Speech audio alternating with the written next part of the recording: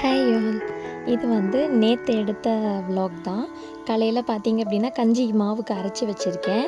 அதை என்ன பண்ணுவேன், அந்த மல்டிகிரெயின்ஸ் இருக்கு இல்லையா, அதெல்லாம் போட்டது தான். பாலில் போட்டு நல்லா இந்த மாதிரி திக் கன்சிஸ்டன்சி வந்தவுடனே கொஞ்சம் நேரம் உட்காந்து குடிச்சிடுறது.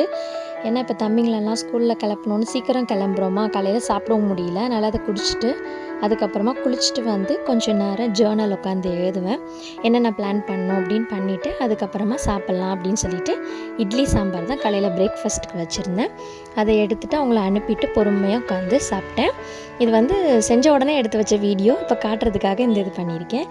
மதியத்துக்கு பார்த்திங்க அப்படின்னா தக்காளி பிரியாணி தான் பண்ணியிருக்கேன். ஸோ அதையும் வந்து நல்லா சாப்பிட்டுட்டு இந்த படம் பார்த்தேன் தலைவி. எனக்கு ரொம்ப பிடிக்கும். இந்த டயலாக் கண்டிப்பாக கேளுங்க. I didn't know South Indians can speak such good English. I also didn't know North Indians can understand such good English. எனக்கு ரொம்ப பிடிச்ச டயலாக் அது அந்த படத்துலையே. அம்மா உண்மையிலேயே கிரேட்டு தான். அதுக்கப்புறம் ஈவினிங் போல் துக்கடாலாம் பண்ணினேன். அதுக்கப்புறம் நைட்டு பார்த்தீங்க அப்படின்னா ஒரு 7 o'clockலேருந்து சேலத்தில் மழை வந்து பிச்சு வாங்குது. இடி, மழை, மின்னல் அது எல்லாமே தான். அதை பண்ணலாம், நான் எடுக்கும்போது மின்னலும் இடியும் போயிடும், வச்சுட்டேன்னா வந்துடும்.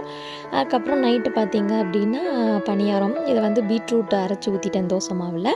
ஸோ பணியாரம் செஞ்சுட்டு இந்த மாதிரி இது வந்து பொட்டுக்கடலை போட்டு ரோட்டுக்கடை சாம்பார்மாங்க எங்கள் அம்மா கிட்டேருந்து தான் கற்றுக்கிட்ட ரெசிபி. அது ரெண்டையுமே வச்சு சாப்பிட்டுட்டு நாங்கள் அன்றைக்கி டேவை முடிச்சிட்டோம். இப்படி தான் எங்களுக்கு நேற்று பொழுது போச்சு. ஹோப் இந்த vlog உங்களுக்கு பிடிச்சிருக்கோம் அப்படின்னு நினைக்கிறேன். நன்றி.